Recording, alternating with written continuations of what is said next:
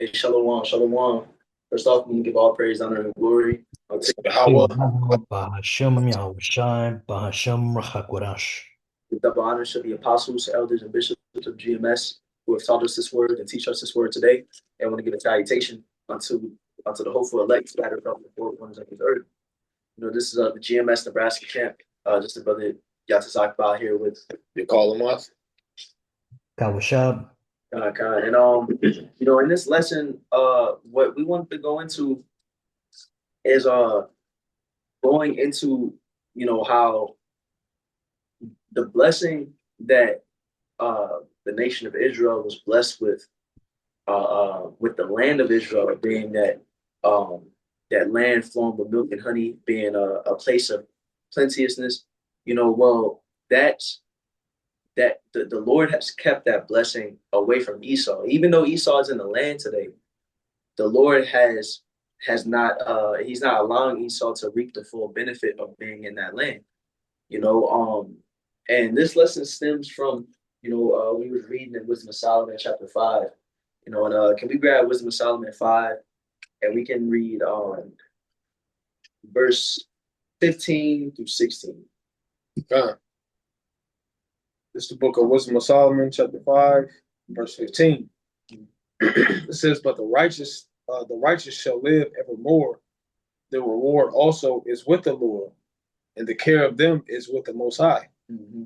Therefore shall they receive a glorious kingdom and a beautiful crown from the Lord's hand. Yep. For with his right hand shall he cover them, and with his arm shall he protect them. Yeah, you see that it says that the Lord is going to give us a glorious kingdom and a crown is going to be given to us from his hand. And well, when you read up in the chapters, drawing a comparison between the wicked and their rule, and then it's talking about our rule. It talks about the wicked's rule is but for a moment. It's even though to our perspective, Esau's been ruling for a while. To our perspective, Esau has this great rule in the earth today. But then it's basically saying that it's minuscule compared to the greatness of our rule, you know? And so then when you go into verse 16, like it says, we are going to receive a beautiful crown, a glorious kingdom.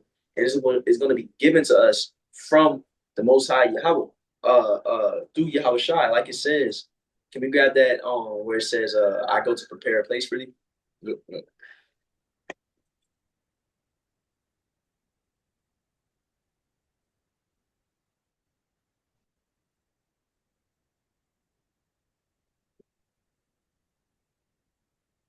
grab that, John. Yep, this is the book of St. John, chapter 14, and verse 2. It says, in my father's house are many mansions. Mm-hmm. If it were not so, I would have told you, I go to prepare a place for you. And that's the thing, because we want to, here in a second, we're going to specifically touch on the land of Israel in and of itself. But the rules in Esau's rule and the heathen's rule versus the nation of Israel rule in general is a huge difference in how, and in the greatness, because like it says, the fatness of the earth and the dew of heaven was given unto Esau and it was given unto Jacob. And Esau is eating of that blessing of the fatness of the earth and the dew of heaven. He has the resources of the earth. He has the possessions of the earth in his hand. He owns these companies. You know what I'm saying? He owns the resources. He owns the lands. But there's a cap and a limit that the Lord has placed on Esau and what he owns, to where Esau would like to go to different planets and expand his rule. He wants to go to Mars and colonize Mars. But like it said in John 14 and 2, in the place that Yahweh Shai is preparing for us, there's many mansions. Those mansions talking about them planets. There's a a much greater I wouldn't want to say a limit. There's a much greater horizon to what is going to be given unto us than what is given to Esau. Yeah. Can you have something? Yeah. That's what you were saying. This is Job 14, verse 5. It says, seeing his days are determined, the number of his months are with thee. Thou hast appointed his bounds that he cannot pass. Mm-hmm. Just like going to like what the brother was saying. Esau, this is his time. You know what I'm saying? He wants to do more. He wants to do this, that, and the third. But it says that his days are determined with the Heavenly Father, right? They're measured by the Heavenly Father. They're controlled. Whatever he's doing within that apparatus of time that he's been given is all he can do. And like we were briefly talking about it before the camera came on. Between me and this brother here, First Thessalonians, the second chapter, in the seventh verse, it says that he who now will let until he be taken out of the way. So bringing that up to say that the Most High gave him a time, Esau, Edom, that is wicked, to do whatever it is that he's doing within his rule. You know, and circling back to what that brother's point is, our kingdom being plenteousness, filled righteousness, man, and that's we didn't ask for it, but this is what produces life. We ain't complaining. All right, Yeah. But yeah, that's pretty much it to that, brother. Because Esau ain't got no real control, but he's doing his thing because it says that in Lamentation, to rejoice and be glad. This is his time. Live it up. Do what you do.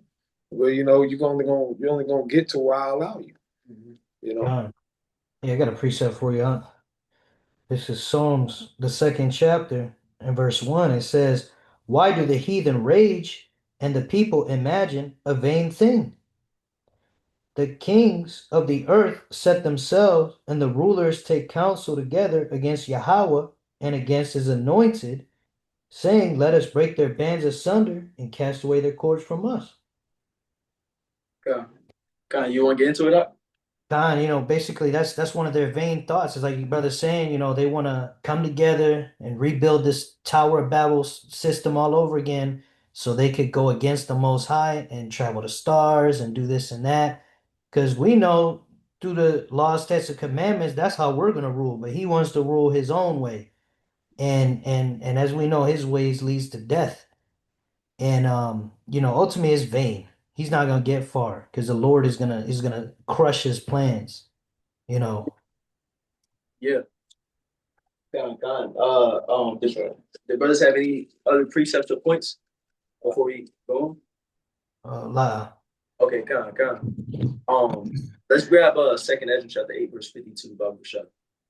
This is Second Ezra chapter 8, verse 52. It says, "For unto you is paradise open, the tree of life is planted, the time to come is prepared, plenteousness is made ready, a city is builded, and rest is allowed, yea, perfect goodness and wisdom." And this is explaining the kingdom that is prepared for us, where it said paradise is open, the tree of life is planted. And what our kingdom hinges upon is the fact that we're going to be in our second covenant when we're in the kingdom. Therefore, we're going to rule in righteousness. Therefore, our kingdom is going to eternally flourish. And life is going to persist from it. As the scriptures say, righteousness is immortal. But now, in the essence of time and how long we're going to be ruling, but it's going to continue to grow and become and be beautiful and be great. You got places, and we're going to get into that here shortly. But you got places here while Esau's ruling that's barren. You know what I'm saying? That's decrepit. The earth in general. But you have beautiful places on the earth that Esau has access to. That certain people live in. Certain areas, certain countries have beautiful, natural things. But you got places that's dealing with deforestation. You know what I'm saying? Forest. Yeah, uninhabitable, and like I mentioned, we're going to get into it here shortly. But the land of Israel itself is arid. You know what I'm saying? So it's a barren place. It says that when basically when Esau first was coming into the land, when we talk about like 1948, they dealt with the land being in a state of not being able to grow things. You know what I'm saying? We was just doing the search before the lesson.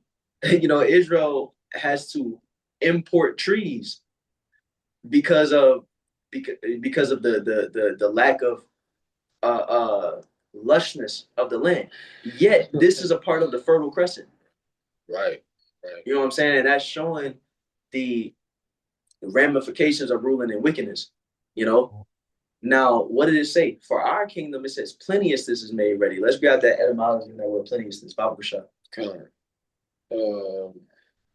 And it's, it just gives us plenteous. Um, in the etum, we'll see what's like. Let me see. Yes, so the double check. Maybe she's giving us plenty. Yeah.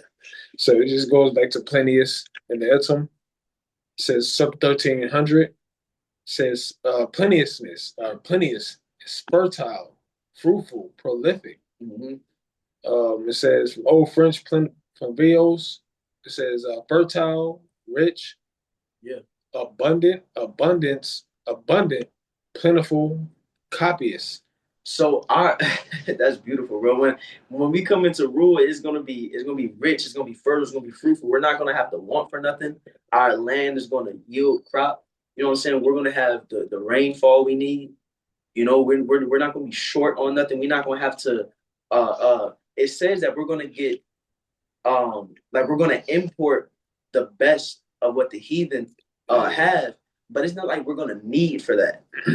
If Esau don't get the imports that he has here to America or to the land of Israel today, if they don't get them imports from the different countries, they'll be hurting. That's it. You know, That's but it. we ain't gonna need that because what our land is gonna be fertile, it's gonna be fruitful, and um Esau is cursed to where he isn't being able to take part of the fruitfulness that the land of Israel offered at a point, and that it will offer when we're in the kingdom. You know, and that goes back to that to the curse of Cain. That's right. You know, I had a point. It left me. We get into this though. You want this right now? Yeah, we can grab that. Okay, Con. This is you can get into it as well, Baba Shah. Con. This is the book of Genesis chapter 4, and you just want to get straight to the point. This is Genesis chapter 4 and verse 11. And just to give a summary on it, but we're gonna get straight to the point. This is like the brother mentioned, the curse of Cain. So this is where all originated as to why this land of ours that's supposed to be flowing milk and honey is not. Okay, but we'll get into it. We'll give more sense to it. It's at Genesis chapter 4, verse 11. It says, "And now art thou cursed from the earth, which hath opened her mouth to receive thy brother's blood from thy hand. When thou tillest the ground, it shall not henceforth yield unto thee her strength. A fugitive and a vagabond shalt thou be in the earth." And once again, it's going back to the curse where Cain brought that wicked sacrifice, and Abel brought a righteous sacrifice into the Lord. And what happened with Cain? He got jealous, or he got not jealous, but he was enraged because Abel was accepted and he wasn't, and he put him to death. So this is why that land, that land that Esau Edom is dwelling in, our land Israel, is cursed today. It goes back to that because, like the brother mentioned, made a beautiful point. We went to that research how they have to import millions of trees, bro. They have to import because that being on that Fertile Crescent. What do they call that? They call that the cradle of civilization. Yeah. Right. So with the cradle of civilization, where you're able to, things are naturally growing in abundance, trees, grass, natural, just natural things that helps the land to flourish. Yeah, I got you, bro. Esau Edom doesn't have that. Like it says, it shall not henceforth yield unto thee her strength. Yeah. That's why that now look at that land. It's not yielding the strength that by being by that Fertile Crescent or being by these lands of water, these bodies of water. Yeah. Okay. Because it's I looked up the modern land of Israel's fertility, and I just put it into Grok, and it says modern Israel's land fertility is a story of remarkable human innovation overcoming natural challenges. And Grok gonna spruce it up a bit. But what it's basically saying is that because the land naturally wasn't flourishing, Esau had to come up with certain ways and certain techniques and inventions so that their crops could be watered, so that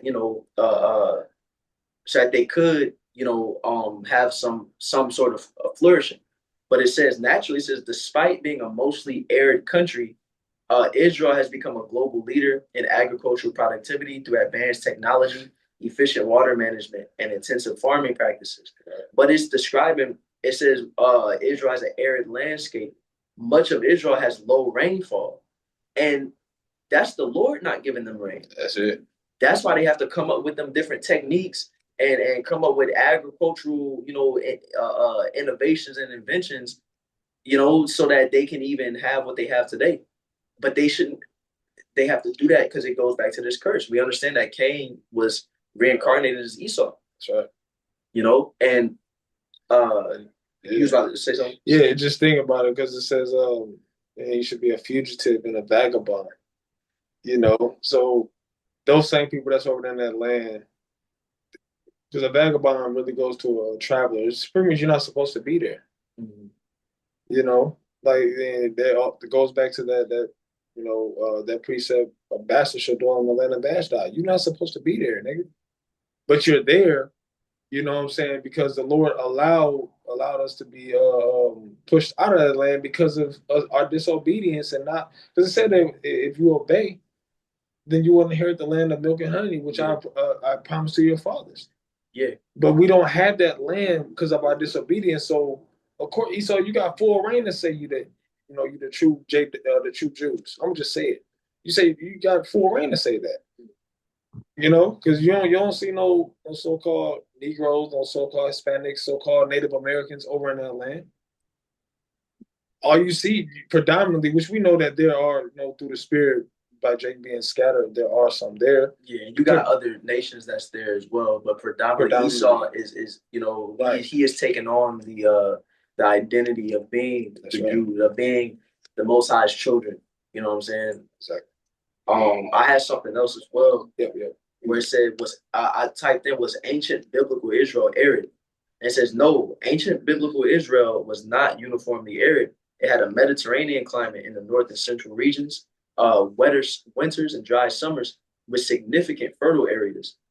It says this mixed environment supported agriculture, herding, and settlement, aligning with the biblical land flowing with milk and honey. You know, but did you have anything, Kawashab?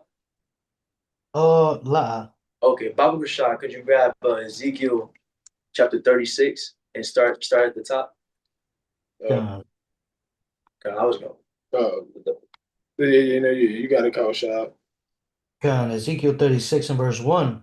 Also, thou son of man, prophesy unto the mountains of Israel, and say, Ye mountains of Israel, hear the word of Yahweh. Thus saith the Lord Yahweh, because the enemy hath said against you, Aha, even the ancient high places are ours in possession. Yeah, the enemy said the ancient high places are ours in possession. And what's those places talking about our land, talking about Jerusalem. Now this is twofold because this occurred after the Babylonians took us over, broke down our land, um, and took us into captivity. But this has also happened in this time because our nation has been scattered across the four corners of this earth, and Esau has fit himself in. And you have the other heathen that is there as well. But we can read on. Verse 3 says, Therefore prophesy and say, Thus saith the Lord Yahweh, because they have made you desolate and swallowed you up on every side, that ye might be a possession unto the residue of the heathen, and ye are taken up in the lips of talkers, and are an infamy of the people. Therefore, ye mountains of Israel, hear the word of the Lord Yahweh. Thus saith the Lord Yahweh to the mountains, and to the hills, to the rivers, and to the valleys, to the desolate wastes, and to the cities that are forsaken, which became a prey and derision to the residue of the heathen that are round about.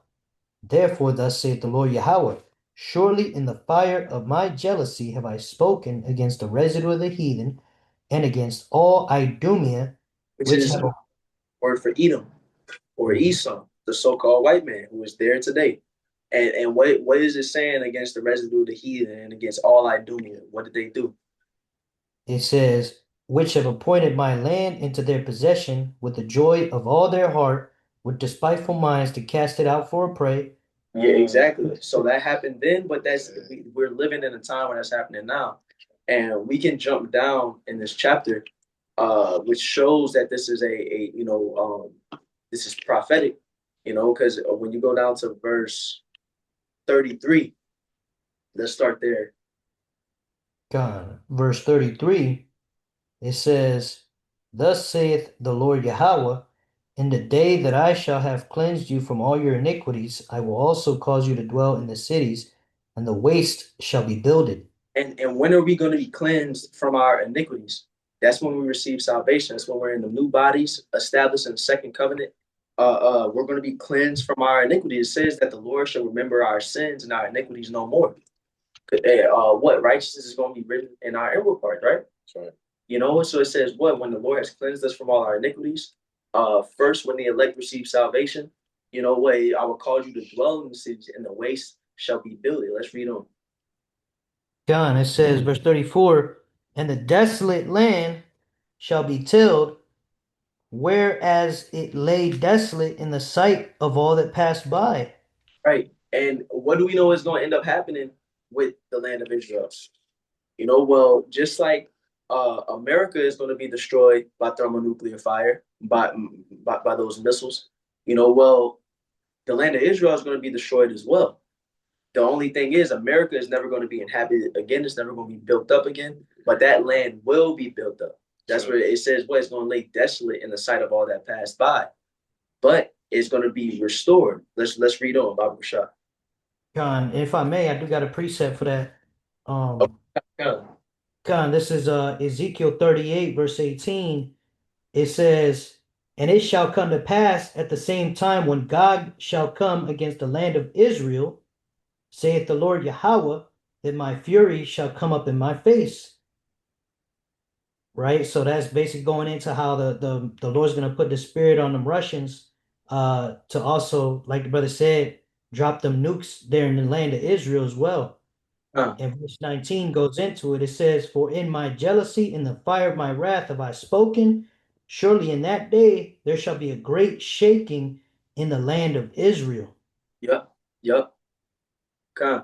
And that reminds me of what when it says the earth shall real to and fro like a drunkard because of the immense power emanating from the missiles. The impact of them. Well, that's is that great shaking. Is you can liken it to that because of the explosions. You know what I'm saying? Because of the mass destruction. That's right. Gone. Yeah, that's why in verse 20 it says, So that the fishes of the sea and the fowls of the heaven and the beasts of the field and all creeping things that creep upon the earth and all the men that are upon the face of the earth shall shake at my presence, and the mountains shall be thrown down, and the steep places shall fall, and every wall shall fall to the ground. Exactly. So the Lord is going to make the land desolate, and but let's go back to 36 and verse. God, God, Ezekiel 36 and verse 34, it says, And the desolate land shall be tilled, whereas it lay desolate in the sight of all that passed by. And they shall say, This land that was desolate is become like the Garden of Eden. It's become like the Garden of Eden. So that same fertile land that it once was is going to be restored back into that fertile land. Because what? Like the scriptures say, plenteousness is made ready. Right. So the Lord is going to turn it back to that place of plenteousness. Like you said, plenteous means what? Fertile, fruitful. So that land that's going to be turned back into the Garden of Eden, and it's because we are going to be back there. Because what the Lord promised us, that blessing of a land flowing with milk and honey. The Lord promised that land unto Abraham, Isaac, and Jacob, and then the children of Israel. That belongs to us. So even though Esau has taken over that land, it's not the Garden of Eden for him. That's why the Lord stopped that rain. That's why the Lord that's why Esau got to ship all them trees. That's why Esau got to figure out a way to irrigate, in a special way. you know. But when we get back, what does it say? It's gonna be like the Garden of Eden again, and we can finish that verse. It says, and the waste and desolate and ruined cities are become fenced and are inhabited. Right. And how is that going to be done? It says what that the heathen are going to build up our walls, you know? So this place, the land of Israel is going to be you could say the capital of our kingdom. It's gonna be the hub of righteousness, man. Yep. It's gonna be the hub of everything, the hub of fertility, the hub like you said, like you mentioned. It's gonna be the hub of everything great, man. Because like I said, within was it Second Peter 3? It's a kingdom where dwell righteousness. Everybody's gonna flow to that land. Mhm. Everything good morally, fertility wise, agriculturally. That's where you're gonna come. That's where you're gonna have to come. And the thing is, the heathen is going to come to us, but there's going to be a certain point that they can't come in because our land is going to be like the inner court of the temple, Right. so where only is going to only belong to the Israelites. Only we going to be able to reap the benefit of that blessing and experience that land. You know. So yeah. The brothers have any other precepts? Which is like a complete like when you think about it, that's a good ass point because there's only certain aspects in this life on Esau Edom's end that Jake can have access to.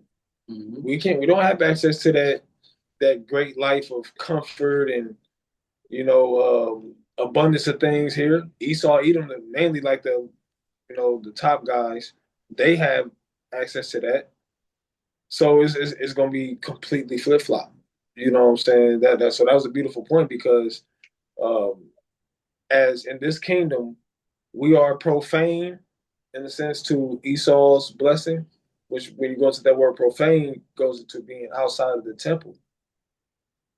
Same is going to be for Esau, Edom, and the heathen nations. You're going to be profane. You're going to be outside of the temple, outside of that greatness, right?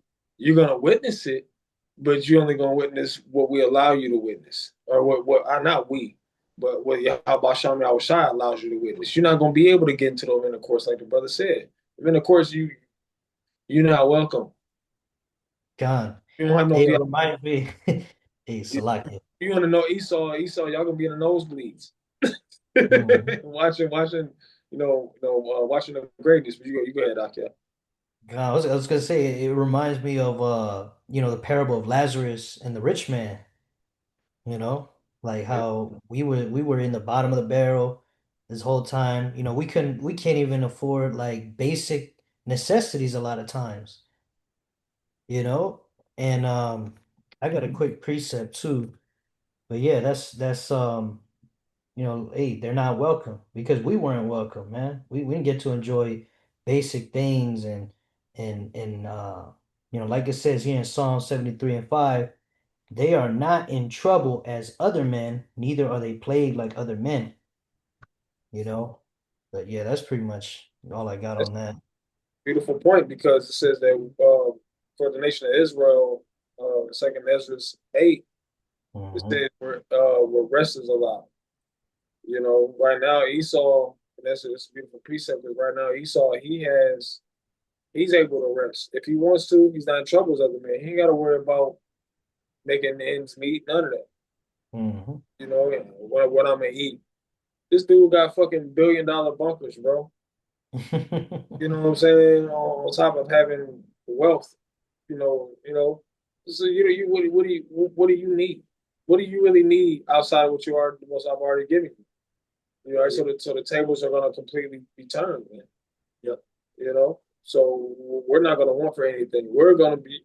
It says, what was that? It says, about the lender.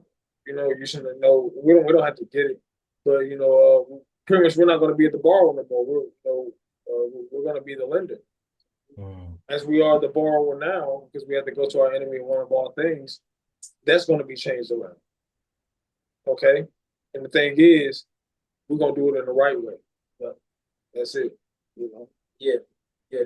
And that same exclusivity, like you was mentioning, that Esau gets to enjoy, to where he has certain things to himself that nobody else can enjoy, that nobody else can get to. like I mentioned, that's how we gonna be with Jerusalem. Like it says in Isaiah 52:1, it says, "Awake, awake, put on thy strength, O Zion, put on thy beautiful garments, O Jerusalem, the holy city.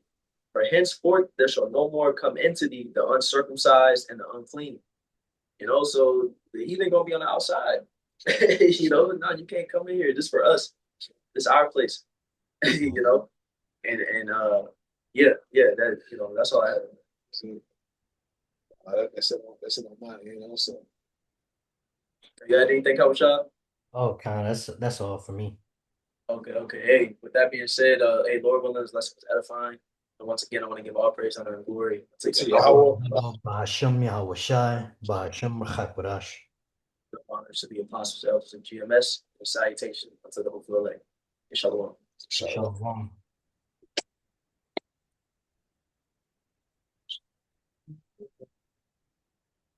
Verse 8. Oh, it's not. What do we do? Something was canceled. Uh, Did it more? okay. Stop. Gotcha.